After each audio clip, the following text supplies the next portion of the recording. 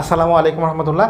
আমি নীল রহমান। আমি আপনাদের সাথে ম্যাথের একটা ম্যাজিক ট্রিক্স সিরিজ কন্টিনিউ করতেছিলাম।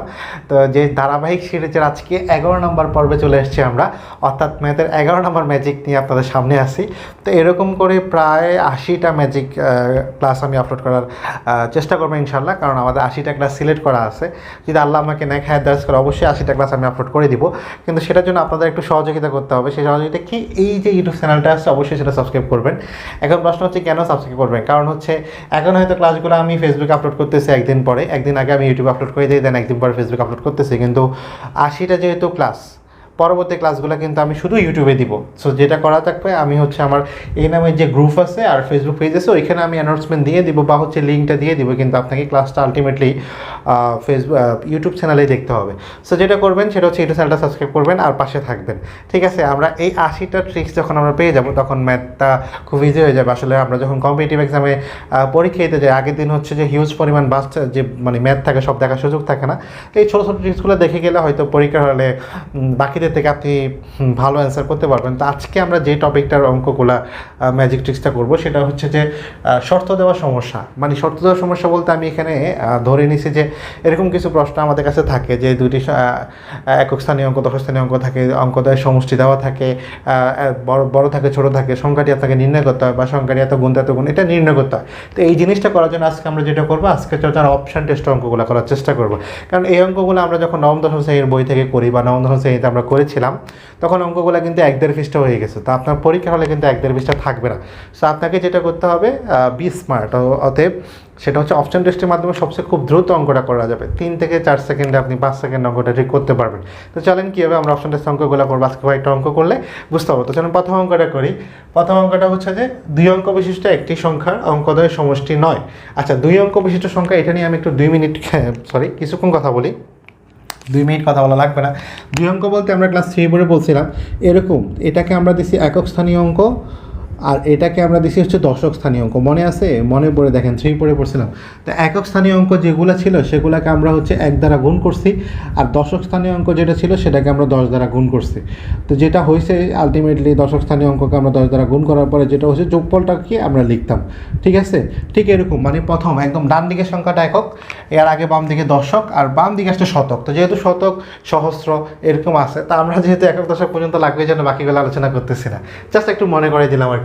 তো বলছে 2 অঙ্ক বিশিষ্ট একটি সংখ্যা, তার মানে এরকম 2 অঙ্ক বিশিষ্ট একটা সংখ্যা অঙ্কদ্বয়ের সমষ্টি। তার মানে এই যে 2টা অঙ্ক আছে এদের সমষ্টি, সমষ্টি মানে 2টা যোগফল, মানে একক এবং দশকের যোগফল। সমষ্টি হচ্ছে, দেখেন সমষ্টি হচ্ছে 9। তার মানে এখানে যেরকম 2-1 যোগ করলে 3, এরকম 2টা সংখ্যা যোগফল হবে কত? 9। সংখ্যাটি হতে 9 বিয়োগ করলে, তো যে সংখ্যা সেটা হতে 9 বিয়োগ করলে অঙ্কটা স্থান বিনিময় করে। মানে স্থান বিনিময় করে মানে কি? স্থান বিনিময় করে মানে ঘটনাটা হয় এরকম যে এই যে 12 ছিল, স্থান বিনিময় করে মানে 1-এর জায়গায় 2 আসে, 2-এর জায়গায় 1, মানে 12টা হয়ে যায় 21। অর্থাৎ আপনি এটা যদি সংখ্যাটার সাথে, মানে এমন একটা সংখ্যা যেটার সাথে আপনি 9 বিয়োগ করলে মানে এরকম উল্টে যাবে, মানে একক যাবে দশকে, দশক যাবে এককে। তো অঙ্কটা অনেক জটিল, বাট আমরা দেখি প্রথম শর্ত অনুযায়ী দেখি। বলছে 2 অঙ্ক বিশিষ্ট একটি সংখ্যা অঙ্কদ্বয়ের সমষ্টি কত? 9। তাহলে আমরা অপশন টেস্ট করবো। অপশন টেস্ট কীভাবে করবো দেখেন। 3 আর 4 যোগ করলে হচ্ছে 4 3 7, তার মানে এটা মানতেছে না। তারপর 7 6 13, এটাও মানতেছে না। তারপর 3 2 5, এটাও মানতেছে না। আপনার দেখেন 4 5 যোগ করলে 9। এখন এই অঙ্কটাতে কোইন্সিডেন্টলি যেটা হয়েছে সেটা হচ্ছে যে প্রথম শর্তটা কিন্তু 54 মেনে গেছে। তো এখানে কিন্তু আপনি উত্তর পেয়ে গেছেন, কারণ বাকি কেউই সমষ্টি আর 9 মানতেছে না। তাহলে এই অঙ্কটার আর পরের অংশটা যাচাই করার দরকার নেই। মানে সংখ্যাটা হতে 9 বিয়োগ করলেও অঙ্কটা স্থান বিনিময় করে সেটা যাচাই করার দরকার নেই, যেহেতু আপনি এমসিকিউতে অ্যান্সার দিবেন। দেখেন বাকিগুলো কেউই যোগফল 9 না, সো এটার আর যাচাই করার দরকার নাই। এটার অ্যান্সার হচ্ছে এটা। কিন্তু আমি আপনাকে একটু যাচাই করে দেখাই যে আসলে অঙ্কটা সঠিক কিনা। কিন্তু আমি উত্তর পেয়ে গেছি 54, যদি যোগফল নয়। পরবর্তী অপশনগুলো এমনভাবে আসবে সবগুলো যোগফলে মিলবে, তখন আমরা অবশ্য দ্বিতীয় ধাপে যাব। এটা হচ্ছে প্রথম ধাপ যে মিলে গেছে। এখন বলছে যে বিয়োগ করলে অঙ্ক দেয়। যখন আপনি খেয়াল করেন 54 থেকে আপনি 9 বিয়োগ দেন, ওদের কথার মধ্যে 54 থেকে 9 বিয়োগ দেন। 54 থেকে 9 বিয়োগ দিলে হচ্ছে 9 5 14, 1 45। ঠিক আছে, তো দেখেন স্থান বিনিময় করছে কিনা। 54 থেকে 9 গেলে কত? 45, মানে 4-এর জায়গায় 5, 5-এর জায়গায় 4, মানে উল্টা করছে স্থান বিনিময় করে। তো ঘটনাটা রাইট। তো আশা করি এই অঙ্কটা বুঝতে পারছেন। আমরা আরেকটা অঙ্ক করি, তাইলে এটার মধ্যে যে কনফিউশনটা সেটা দূর হয়ে যাবে। ওকে, তো আরেকটা অঙ্ক আমি বোর্ডের প্রশ্ন লিখতেছি। তো এখন আমি আপনাদের জন্য যে অঙ্কটা বোর্ডে রাখছি এই অঙ্কটা প্রায় 4-5টা গভর্নমেন্ট জবে এই যাবৎকাল আসছে, আরও আসবে ইনশাল্লাহ। এই জাতীয় অঙ্ক আমরা সকল জবে পাই। তো চলেন প্রশ্নটা একটু দেখি আসলে প্রশ্নটাতে কী বলছে। আগের মতো বলছে যে দুই অঙ্ক বিশিষ্ট একটি সংখ্যার অঙ্ক দ্বয় সমষ্টিগত নয়, কিন্তু পরবর্তী অংশটা একটু ডিফারেন্ট দেখেন। অঙ্ক দুটি স্থান বিনিময় করলে যে সংখ্যা পাওয়া যায় তা প্রদত্ত সংখ্যা হতে 45 কম। দ্বিতীয় সত্যটা একটু খেয়াল করুন। প্রথম সত্য হচ্ছে দুই অঙ্ক বিশিষ্ট একটি সংখ্যা অঙ্ক দ্বয় সমষ্টিগত নয়। তো দেখেন প্রথম সত্যটা মানে কিনা দেখি।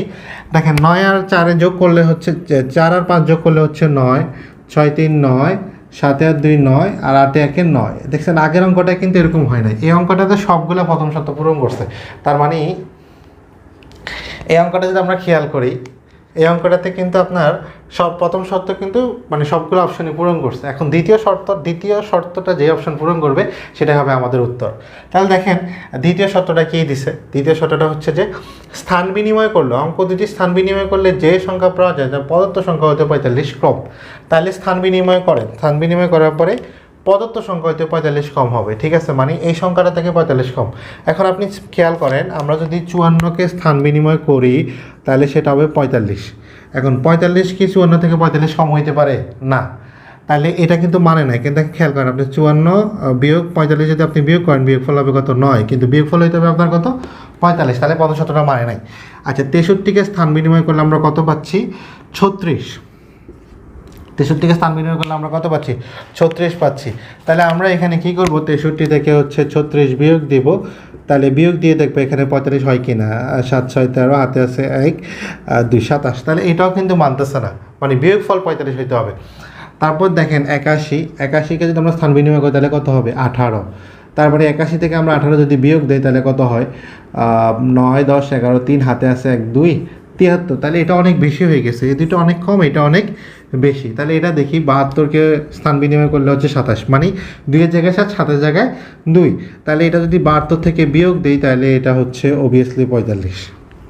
তাহলে দেখেন দুইটা শর্ত যেখানে মানছে। প্রথম শর্তটা ছিল কি, অঙ্ক দ্বয়ের সমষ্টি, সব জায়গায় সমষ্টি নয়, মানছে। দ্বিতীয় শর্তটা হচ্ছে অঙ্ক দুটি স্থান বিনিময় করলে, মানে 5-এর জায়গায় 4, 4-এর জায়গায় 5, 6-এর জায়গায় 3, 3-এর জায়গায় 6, 2-এর জায়গায় 7, 7-এর জায়গায় 2, 1-এর জায়গায় 8, 8-এর জায়গায় 1। এরকম যদি স্থান বিনিময় করে তাহলে সেটা যেটা হবে সেটা হচ্ছে 45 কম, মানে এই সংখ্যা থেকে 45 কম হবে। এটা হচ্ছে 9 কম, 54 থেকে 45 হচ্ছে 9 কম, 63 থেকে 36 হচ্ছে 27 কম, 81 থেকে 18 হয়েছে 73 কম। কিন্তু এটা হচ্ছে যে 72 থেকে যখন 27 হয়েছে তখন 45 কম হয়েছে। তো আশা করি এই অঙ্কটা বুঝতে পারছেন। তাহলে আপনার অ্যান্সার হচ্ছে কত 9। এরকম অপশন টেস্টে যতগুলো অঙ্ক দিবে সবগুলো অঙ্ক আশা করি আপনারা বুঝতে পারবেন। এই জাতীয় অপশন টেস্টটা কীভাবে করবেন আশা করি বুঝতে পারছেন। জাস্ট প্রশ্নের যে কোশ্চেন যে প্যাটার্ন আছে সেই প্যাটার্নটাতে যে শর্তগুলো আছে সেই শর্তগুলো ফুলফিল করার চেষ্টা করবেন। যে অপশনটাতে ফুলফিল পাবেন সেটাই হবে আপনার অ্যান্সার। ঠিক আছে, তো এরকম যতগুলো প্রশ্ন পাবেন এই মানে দুইটা শর্ত আপনি প্রথম শর্ত দ্বিতীয় শর্ত যদি ফুলফিল করেন তাহলে আপনার অ্যান্সার হয়ে যাবে। তো বাসায় বিগত প্রশ্ন দেখে বারবার প্র্যাকটিস করেন, আশা করি অঙ্কগুলো ক্লিয়ার হয়ে যাবে। তো আজকের জন্য আল্লাহ হাফেজ। যাওয়ার আগে মনে করিয়ে দিচ্ছি চ্যানেলটা সাবস্ক্রাইব করতে ভুলবেন না, আর অবশ্যই কমেন্ট করে জানাবেন কেমন লাগতেছে ধারাবাহিক পর্বগুলো। আপনারা উৎসাহ দিলে হচ্ছে 80টা পর্যন্ত নিয়ে যাবো, নাইলে হচ্ছে স্টপ করে দিব। তো সবাইকে আজকের জন্য আল্লাহ হাফেজ, দেখা হবে পরবর্তী পর্বে ইনশাল্লাহ। আসসালামু আলাইকুম।